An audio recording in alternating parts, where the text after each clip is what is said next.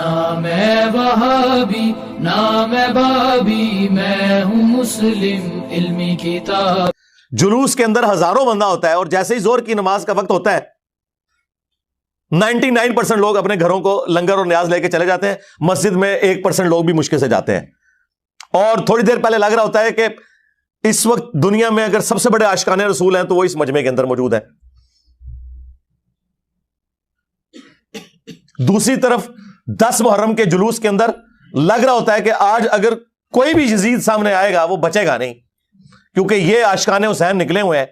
اور جیسے ہی زور اور عصر کی نماز کا وقت ہوتا ہے اور وہ ان جلوسوں کے دوران ظہرین کی نماز پڑھاتے ہیں نا، تو 99% لوگ سائڈ پہ ہو جاتے ہیں، ساڑھے کپڑے پلیت نے، پلیت دو کپڑے پلیت نے، مسلمان اور کپڑے پلیت، اور چند لوگ آپ کو نماز پڑھتے ہوئے نظر آئیں گے۔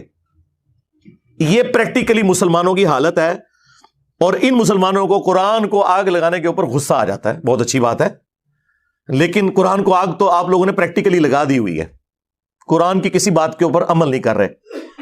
یہ قرآن کا حکم تھا نا، سورہ روم آیت نمبر 31، وَأَقِيمُوا الصَّلَاةَ وَلَا تَكُونُوا مِنَ الْمُشْرِكِينَ، دیکھنا نماز کو قائم کرنا، مشرک نہ ہو جانا۔ قرآن کو آگ تو مسلمانوں نے لگائی ہوئی ہے۔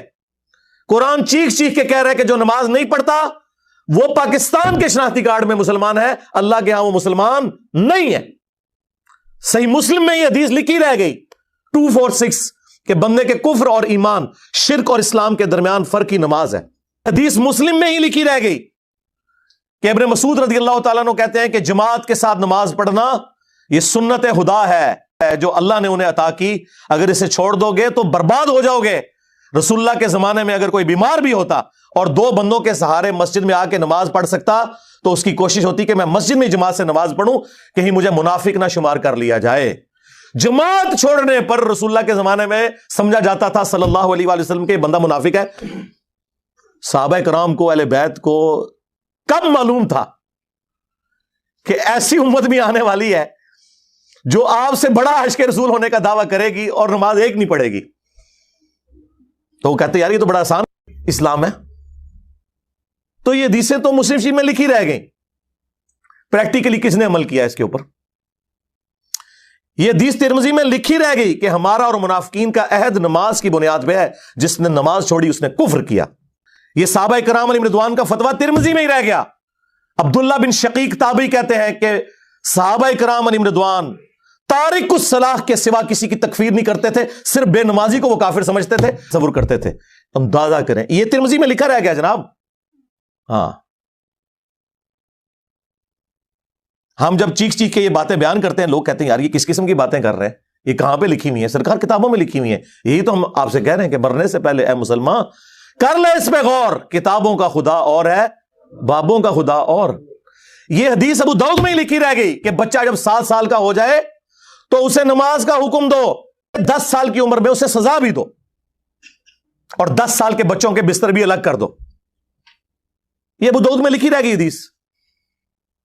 عمل کس نے کیا؟ یہ حدیث ابن ماجہ میں لکھی رہ گئی کہ نبی علیہ السلام نے فرمایا اے معاذ، اللہ کے ساتھ شرک نہ کرنا، خواہ تمہارے ٹکڑے ٹکڑے کر دیے جائیں، تمہیں قتل کر دیا جائے، سولی دے دیا جائے، یا آگ میں زندہ جلا دیا جائے، شرک نہ کرنا۔ یہ پہلی نصیحت۔ اسی حدیث میں دوسری نصیحت، نماز نہ چھوڑنا۔ تمہارا اللہ کے ساتھ عہد نماز کی بنیاد پہ ہے، اگر تم نے نماز چھوڑ دی تو اللہ کا ذمہ اٹھ گیا تم سے۔ شراب نہ پینا یہ تمام برائیوں کی جڑ ہے۔ تو یہ حدیثیں تو لکھی رہ گئی سرکار۔ یہ حدیث مسند احمد میں ہی لکھی رہ گئی کہ نبی علیہ السلام نے فرمایا کہ نماز قیامت کے دن نمازی کے لیے دلیل، نجات اور نور ہوگی۔ قیامت کے دن نہ اس کے لیے کوئی دلیل ہوگی اللہ کے حضور بچنے کی، نہ نجات اور نہ کوئی روشنی، نور جو پولیس رات سے گزرنے کے لیے قرآن میں آیا نا، وہ نور۔ اور پھر نبی علیہ السلام نے فرمایا کہ بے نمازی کا حشر اسی حدیث میں آتا ہے، فرعون، قارون اور حامان اور امیہ ابن خلف کے ساتھ ہوگا۔ ہاں جی، کچھ بھی ہے تیرے محبوب کی امت سے ہے۔ محبوب تو پہلے ہی بتا گئے ہیں کہ بے نمازی تیرا حشر تو فرعون کے ساتھ ہونا ہے، تیرا حشر قارون کے ساتھ ہونا ہے، امیہ ابن خلف کے ساتھ ہونا ہے۔ میں آپ کو صرف ایک بات کر رہا ہوں، اب اگر میں قرآن کی توحید بیان کرنا شروع کروں تو قرآن کے پہلے صفحے کا ٹیسٹ دنیا کے کروڑوں مسلمان پاس نہیں کر سکتے. ایاک نعبد و ایاک نستعین، یہ قرآن میں ہی لکھا رہے گا. ماشاءاللہ فجر کی نماز میں یہ پڑھ کے نکلتا ہے اور مسجد کے ساتھ جو دربار ہے ریگولرلی حاضری دے کے اس بابے سے بھی مانگ کے گھر آتا ہے. تو کیا نماز تو پڑھی؟ تو مسلمان ہے، تیری ہر نماز کی ہر رکعت میں تو یہ نہ پڑھے تیری نماز ہی نہیں ہوتی. ایاک نعبد و ایاک نستعین، اے اللہ عبادت بھی تیری کریں گے، دعا بھی تجھی سے مانگیں گے، مدد بھی تجھی سے مانگیں گے. یہاں مدد مانا دعا کے ہے، لیکن یہاں مولویوں نے پھر پٹی پڑھا دی. ان کا نہیں جی امی سے روٹی نہ مانگے. اندازہ کریں قرآن کا مذاق اڑا رہے ہیں، حالانکہ انہیں پتہ ہے کہ قرآن میں یہ آیت موجود ہے وَتَعَاوَنُوا عَلَى الْبِرِّ وَالتَّقْوَى وَلَا تَعَاوَنُوا عَلَى الْإِثْمِ وَالْعُدْوَانِ، نیکی اور پرہیزگاری کے کاموں میں ایک دوسرے کی مدد کرو اور برائی میں الگ رہو. قرآن نے بتایا ہے کہ اللہ نے دنیا کو اسباب کے ساتھ جوڑا ہوا ہے. یہاں ایاک نستعین میں دعا کے اعتبار سے بتایا جا رہا تھا کہ غیر اللہ سے نہیں کرنی، ظاہری اسباب کا تو قرآن میں حکم ہے. لیکن دیکھ لیں، اور پھر جس شان سے اللہ تعالیٰ نے سورۃ النمل میں ذکر کیا، حیران کن بات آپ کو بتاؤں، اہل تشیع کے ہاں صبح و شام کی دعاؤں میں سنت اذکار میں سورۃ النمل کی آیت نمبر 62 پڑھی جاتی ہے. ترجمہ نہیں کبھی کسی نے پڑھا.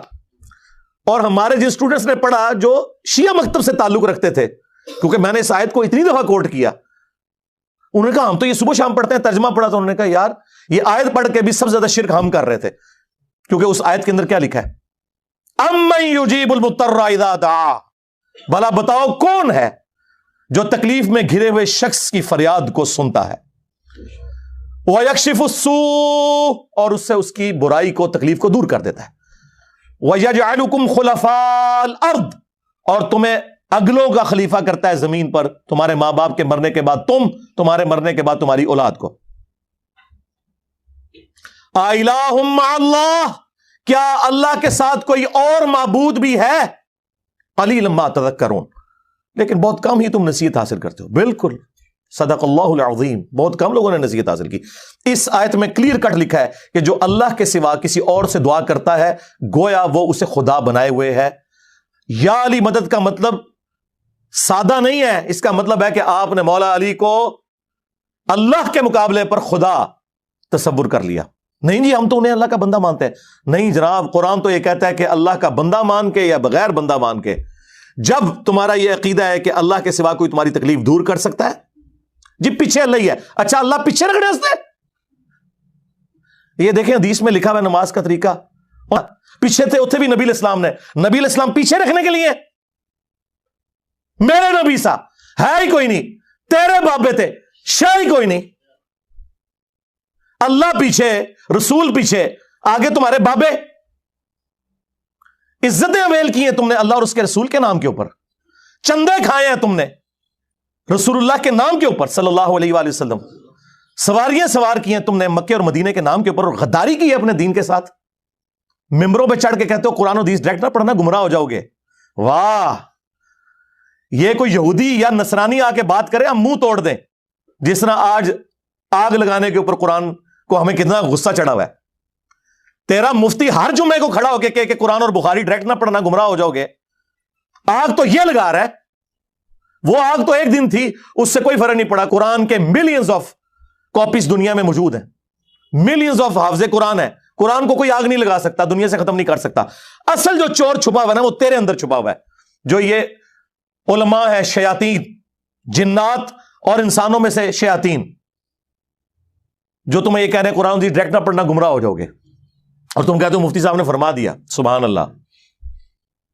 دنیا میں اگر کوئی مفتی صاحب لمبی داڑھی اور پگڑی اور ہاتھ میں تسبیح کے ساتھ آپ کو کوئی 2 نمبر چیز دے دیں، آپ ایک استری خریدنے کے لیے جائیں اپنے کپڑے کرنے کے لیے، اور اس پہ جعلی مور لگا کے وہ بندہ آپ کو وہ استری دے دے، اور آپ کو بعد میں پتا چل جائے اس نے دھوکہ کیا ہے، تو آپ کیا کہیں گے؟ مفتی صاحب نے فرما دیا استری شریف. آپ غصے میں بھرے ہوئے جائیں گے اور کہیں گے کہ تو داڑھی رکھ کے بےایمانیاں کر رہا ہے، کہیں گے نا. تو یہ داڑھی والے جو مولوی ممبروں پہ چڑھے ہوئے جھوٹ سکھا رہے ہیں آپ کو، ان کو کبھی آپ نے کہا نہیں آپ فرق دیکھ لیں. جہاں آپ کی دنیا کا نقصان ہوتا ہے نا, نہ آپ کو مفتی کی داڑھی نظر آتی ہے, ہو سکتا ہے آپ جا کے آگ لگا دیں اس کی داڑھی کوئی, لیکن جہاں آپ کا دین کا نقصان ہو رہا ہے آپ کہتے ہیں مفتی صاحب نے فرما دیا, وہاں ہم لاکھ چیختے رہے کہ یار یہ مفتی صاحب آپ کو اپنے بابوں کا دین بتا رہے ہیں, کتابوں میں دین کچھ اور لکھا ہوا ہے, ٹس سے مس نہیں ہوتے. تو یہ قرآن کی توحید کا ٹیسٹ نہیں تھے پاس کر رہے. ایک جاہل سے جاہل مسلمان کو بھی یہ بات سمجھ آنی چاہیے کہ بارش کون برساتا ہے؟ اللہ. ڈیوٹی کس کی ہے؟ فرشتوں کی. کیا ہم بارش فرشتوں سے مانگیں گے یا اللہ سے؟ تو بات ختم ہوگی. نہ میں وہابی نہ میں بابی، میں ہوں مسلم علمی کتاب.